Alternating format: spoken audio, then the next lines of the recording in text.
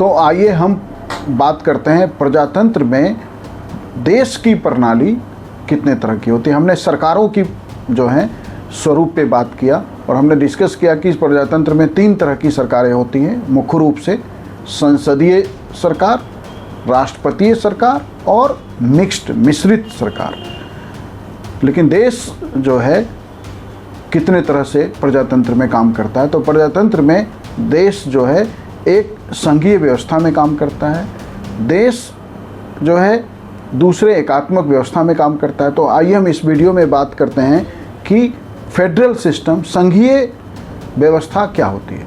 तो देखिए, संघीय व्यवस्था दुनिया में पहली बार जब अमेरिका का संविधान बना, और एक जो है आप कह सकते हैं कि अमेरिका दुनिया में एक पहला प्रयोग है जब कई स्वतंत्र देशों ने या जो है कई एक दूसरे के साथ संबंध रखने वाले देशों ने आपस में मिलके ये तय किया कि हम एक जो है एक देश बनाएंगे।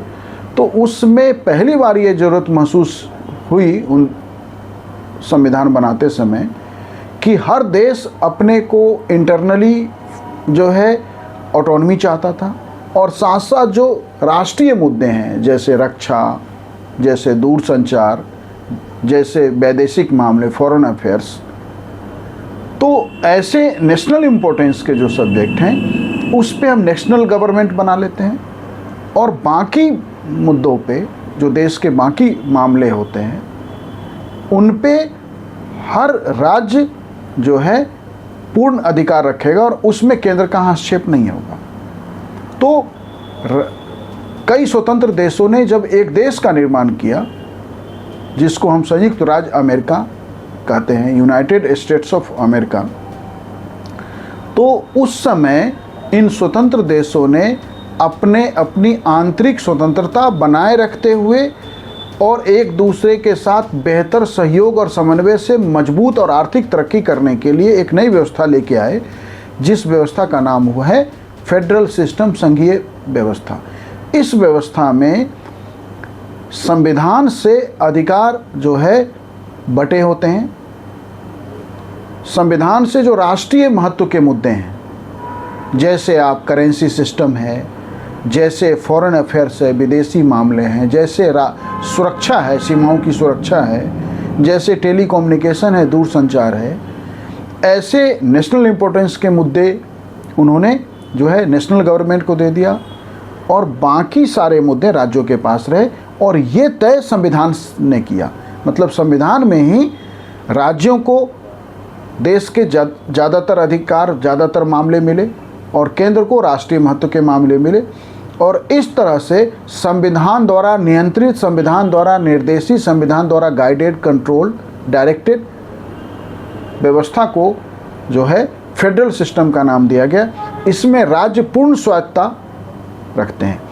अब रही बात कि भारत का संविधान भी फेडरल संविधान बताया जाता है। वैसे संविधान में कहीं भी भारत में फेडरल शब्द का इस्तेमाल नहीं है। हमने अपने संविधान में फेडरल की जगह यूनियन शब्द का इस्तेमाल किया है, लेकिन यह इसका भी अर्थ जो है वही है ऑलमोस्ट जो फेडरल का है।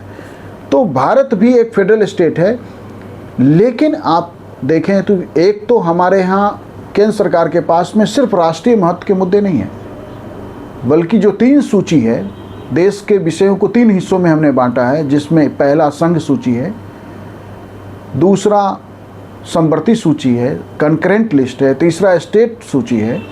जो इसमें पहला जो सेंट्रल सूची है, मैक्सिमम सब्जेक्ट जो है नेशनल इम्पोर्टेंस के ही नहीं, राज्यों के भी ज़्यादातर अधिकतर महत्वपूर्ण मामले सभी उसी में हैं। जो दूसरा समवर्ती सूची है उस पर दोनों कानून बना सकते हैं, केंद्र भी और राज्य भी। उनमें भी केंद्र का बनाए कानून प्रभावी होगा राज्य की तुलना में। और सिर्फ जो आप कह सकते हैं कि भारत एक ऐसा फेडरल देश है जिसमें लॉ एंड ऑर्डर को छोड़ के बाकी सारे जो स्थानीय मुद्दे हैं, शिक्षा, चिकित्सा, मेले, हाट, व्यापार, वाणिज्य, मेजरमेंट, वो सारी चीज़ें जो है हमने राज्य को दिए हैं। और लॉ एंड ऑर्डर ही एक इम्पोर्टेंट सब्जेक्ट है। जो स्टेट का अगर कोई इम्पोर्टेंस है या एग्जिस्टेंस हमें इस सिस्टम में दिखता है भारत की व्यवस्था में, तो लॉ एंड ऑर्डर का स्टेट के पास होने के कारण। अन्यथा राज्यों की स्थिति, संवैधानिक रूप से राज्यों को जो अधिकार भारत ने दिए हैं, वो आप कह सकते हैं कि जो नगर निगम होता है, जहाँ शक्तिशाली नगर निगम की व्यवस्था है, उससे थोड़ी बेहतर स्थिति है। तो भारत ने संघीय भी है, फिर भी हमने जो है मोर देन 100 सब्जेक्ट जो है सेंट्रल लिस्ट और कंकरेंट लिस्ट देखे तो केंद्र सरकार के नियंत्रण में है, और राज्यों के पास जो है उसकी तुलना में बहुत कम अधिकार हैं। तो भारत फेडरल स्टेट, इसीलिए संविधान के जो एक्सपर्ट है इंडिया को जो है ट्रू फेडरल स्टेट नहीं बताते हैं। कुछ लोग इसको जो है क्वासी फेडरल कहते हैं, कुछ कहते हैं कि ये यूनिलेटरल कॉन्स्टिट्यूशन में एक शासन की में बेहतर कोऑर्डिनेशन के लिए स्टेट सिस्टम हमने बना लिया है। तो भारत की व्यवस्था जो है, और भारत ने एक अलग तरीके का संघीय संविधान शायद इसलिए बनाया क्योंकि कैबिनेट मिशन प्लान से जब हमारा संविधान का निर्माण शुरू हुआ तो उस समय ही देश का विभाजन हो गया था।